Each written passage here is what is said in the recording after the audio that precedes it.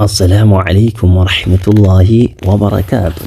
درسي خينيا 40 النووي درسي جحفات ولد كانت ننجرة ويا هذا درسي جحفا خنخيستي وننتي لالو وليني الدين النصيحة ديني النصيحة دا وانجدودا ديني ولما قالت وانت ديني جرامو نصيحة يوكين قرقودان ديني دا نصيحة دا نصيحة جتون أبليسي توكو أبليس أوفيتي في خيريات تويو نصيحة جاما أسكيستي هو نصيحان مالني أكسما إنو فآتو يو نصيحة كان حق أقول أتا جري هو مال إنو فآجتشو ولين كلالو تانا حديثة تيكو كان خيستي جو إن شاء الله حديثة لما يوكين حديث صديق أرانا حديثني لما فان كانوا تكران مو الدماء معصوم ديني تكفى ماذا نمني الكلمة لا إله إلا الله كبتي هنت إساء أكسما صلاة خدابة زكاة كنتي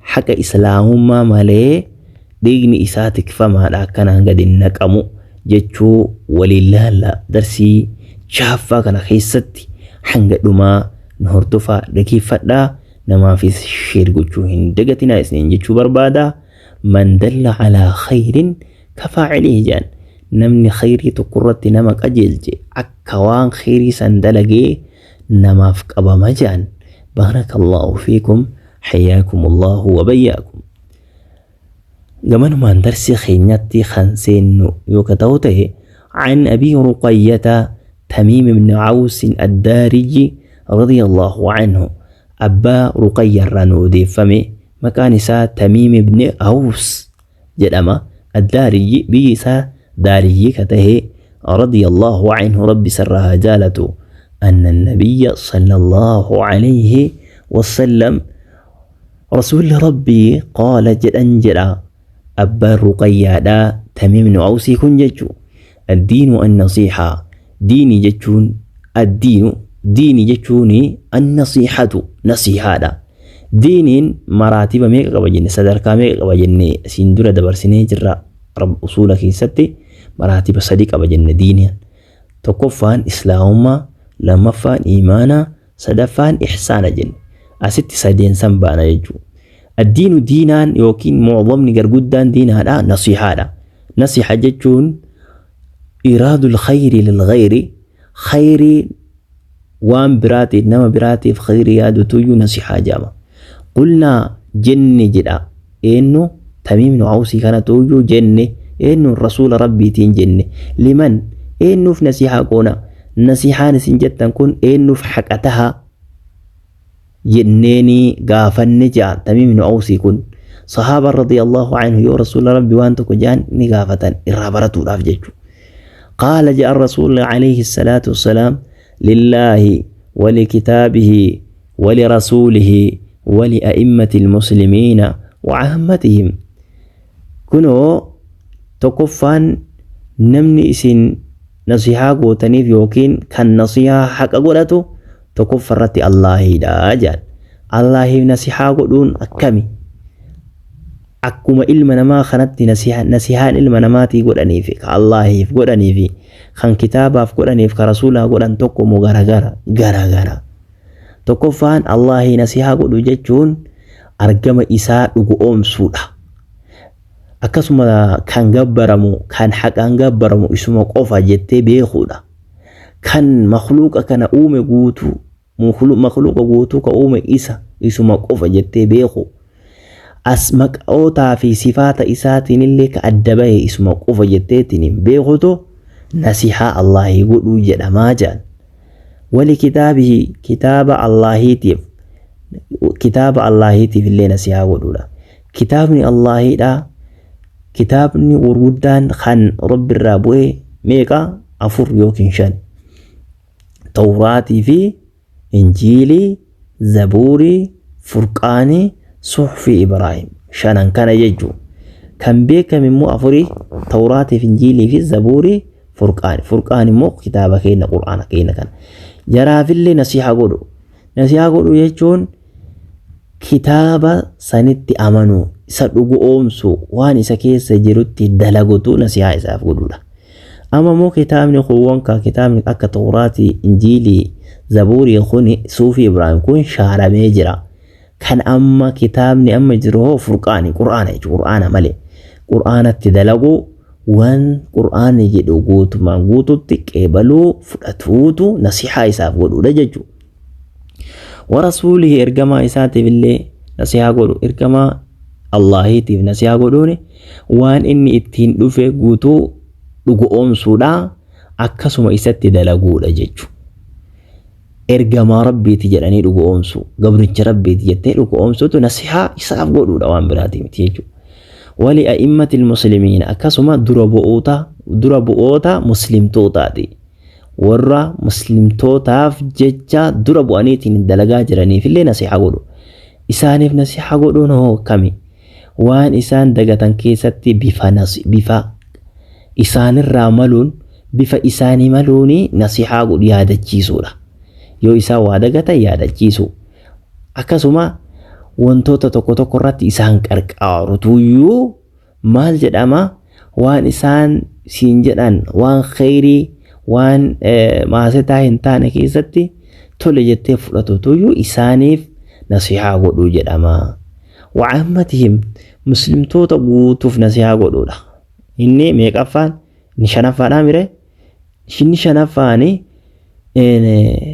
muslimtoota guutuuf nasihaa godhu. Muslimtoota guutuuf nasihaa godhu jechuun waan isaan barbaadan, waan isaan dadhaban isaan qarqaaruudhaan, humnaan isaan qarqaaruun, duniyaan isaan qarqaaruun, akkasuma waan isaan barbaadan keessatti waa hunda keessattuu waan dandeetteen isaan bira dhaabbatutu muslimtoota guutuu nasihaa godhuu jedhamaa jedhan. Baarakallahu fiikum. Hadiisa kana keessatti wanni nuuf himame maalinni nasihaan irra barbaachisaadha. Atis obboleessa keetii nasihaa godhuun, khayrii isaaf ooluun, khayrii isaaf dabarsuun barbaachisaadha waan dandeetteen jechuudha. Yaa beekumsa yoo qabaatu taate beekumsa san isaaf qooduudhaan, inni wallaala keessa yoo jiraate wallaala san keessaa isa baasuudhaan, yoo inni rakkatee cinqame cinqaa san keessaa isa baasuudhaan, akkasuma dura bu'oota muslimtoota guddarraa hanga xiqqaatetti jechuudha. Warra hangoo qabu, warra gubbaa irraa hanga jalaatetti haga dandeetteen waan isaan dagatan isaan yaadachiisu, waan dogongoranillee isaan yaadachiisu bifa isaanii maluun, akkasuma isaan qarqaaruudhaan illee jecha isaanii waan khayrii waan maasetan taane keessatti fudhatuudhaan illee ergamtoota illee akkasuma isaan jala deemuudhaan, Qur'aana Rabbiitti amantee isa jala deemuudhaan, waan Rabbiin siin jedhe fudhatuudhaan, akkana jechuun nasihaa diinaa kanaaf keessatti ati qabaatu akeeka jechuudha. Rawaahu Muslim, hadiisa kana muslimtu nuuf gabaase jechaadha. Inshaallah hadiisa itti aanu eegalla. Xiqqaata waan ta'eef hadiisa lamaan inshaallah isiniif gadhiifama. Hadiifni itti aanu immoo an ibni Umara radiyallahu anhu, ilma Umar irraa nu odeeffame. Ilma Umar jechuun Abdallah ibn Umar jechuudha. Abdallah ibn Umar irraa nu odeeffameera. Anna Rasuulallahi sallallahu alayhi wa sallam, Rasuul Rabbii qaala jedhan jedha. Umirtu ajajame an uqaatila annaasa, ani ilma namaatiin lolutti ajajamee jira. Hattaa yashhaduu, hanga ragaa bahanitti an laa ilaaha illa Allahu, Rabbii malee Allahi malee kan haqaan gabbaramu hin jiru jedhanii hanga ragaa bahanitti isaanii lolutti ajajamee jira jedhan Rasuulli alayhi salaatu wassalaam. Wa anna Muhammadan Rasuulullah, Muhammad ergamaa Rabbiiti hanga jedhanitti isaanii lolutti ajajamee jira. Sallu ala nabiyyi alayhi salaatu والسلام. نجاح رحمن إنسان الراجرات. ويقيم الصلاة حنق صلاة دابنتي إسان للت أججمي جراجان. ويؤتوا الزكاة hanga zakaa kennatanitti isaanin lolutti ajajamee jira jedhan rasuulli alayhi salaatu wassalaam mushriktotaan. فإذا فعلوا ذلك يو سندلغا كم الله ملك حقا قبر مهنجر جأن نبي محمد إرقما ربي تجأني خير يو رقابهن يو صلاة أركانا في شروطا كدابا تهي يو زكاة وان قبن الرا زكاة وان زكاة إساني فقه الرا زكاة يو ككنة تهي جيجو.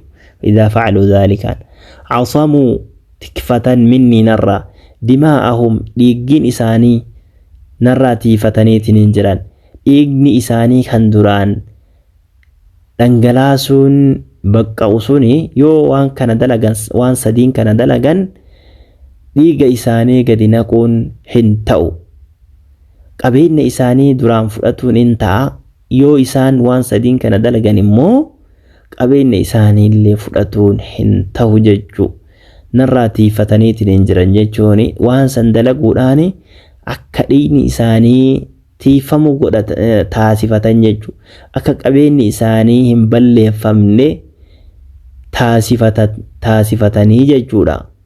Illaa bihaqqil islaami haqa islaamummaa malee. Hayxi islaamummaa taminni yoo nama tokko ajjeefamuufaa beekaa yoo ajjeesan ta'e yoo dogongoraan nama harkatti amrii ta'e immoo gumaa kafaluufaa akkasuma yoo zinaa godhe fuudheetiin yoo ka zinaa godhu ta'e cafaqameetiin ajjeefamuudhaan yoo kan fuune ta'e immoo halangee 100 garafamuudhaan akkasuma yoo waa hate fa'a harki isaa muramuudhaan wassaariqatu faqxa'u aydiyahuma. Hayqa islaamummaa kan islaamummaa walitti qabnu namni muslima tahe waan akkanaa kanatu yoo waa badii akkanaa dalage isarratti raawwatama haddiidha jechuudha. Kana malee gara biraatiin tiifateetiin hin jira jechuudha.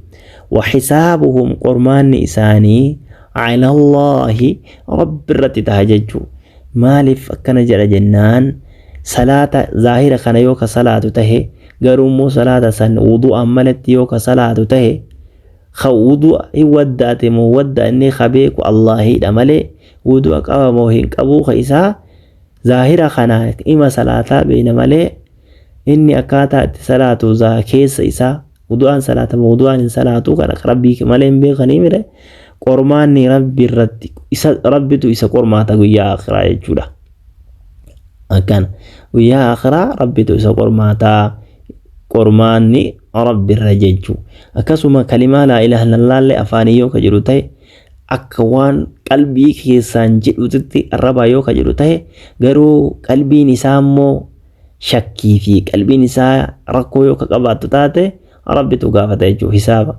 كقرماتو ربي يجو آخرت قرماتا كانوا لهالو ظاهر وان ملأتي خان عمر بن الخطاب مالجي إنما نحكم بما ظهر لنا خانو تمور تيسنوني وما نوف ملأتي خان ملي كيس إسا بقى سنتين إن بينو جيرغتي ربي خينيتو بخاجة خيس نما وهنده رواه البخاري حديث خنا بخاري تو يونوف قباسي ومسلم بخاري في مسلم اللي نوف قباسني جراني بخاري مسلم اللي حديث خنا نوف أديسني جراني حديث نخمار صحيحة كل ضعيفة متججولا إن شاء الله. بارك الله فيكم حياكم الله وبياكم وجزاكم الله خيرا. حديث خنا خيسا وني نتبرا نمانني رسول عليه الصلاة والسلام hanga ilma namaatiin hillolan jihaada itti bahan jechuudha. Hanga maalidha? Hanga waa sadi isaan dalaganitti rabbi malee kan haqaan gabbaramu hin jiru. Akkasuma nabi Muhammad ergamaa rabbiiti jedhan salaata hanga salaatanitti zakaa hanga kennatanitti isaaniin lolama mushriktoota ni lolamaan jechuudha. Yoo kana dalagan immoo khalaas qabeenya isaanii jalaan fudhatan ديجي إساني جلا قد إنك أنجتش واسكيسة تبرني جالا. بارك الله فيكم حياكم الله وإياكم وجزاكم الله خيرا. نما في شير قوتشو إندقتنا وفي فيس إكرد الدي بأحد أكيد فتلا irraa fayyadamaa isiniin jechuun barbaada. Darsii keenya kan jahaffaadha. Guyyaa har'aa asumarratti goolabnaa hanga darsii torbaffaatiin walitti dachaanutti nigahannaaf tura. Khayrii keessanaaf jiraadhaa. Hamtuun isin argin khayriin isin darbini. Nama hubatee hubachiisu obboleewwan ofii ilmaan ofii nama hubatee itti dalagee guyyaa qiyaamaa wallahi nama walumaan itti milkaa'u rabbiin anaaf isinillee haa taasisu. Uldeemu malee gad hin deemina. Mi'aayu malee hin bushaayina. Argatuu malee hin dhabina. Waa hundi isaaniitu wallahi sababni isa sababa isin kitaaba bareedaa kitaaba gaarii kana kan ibaadaa isin laafisu kana dhageeffattanii irraa fayyadamtanii sababa kanaafu duniyaan illee rabbiin walitti isiniif haa qabu. Ilma illee walitti isinii haa qabu. ilmi rabbii walitti isinii haa qabu isiniin jechuun barbaada. Wassalaamu alaykum wa rahmatullahi wa barakaatuh.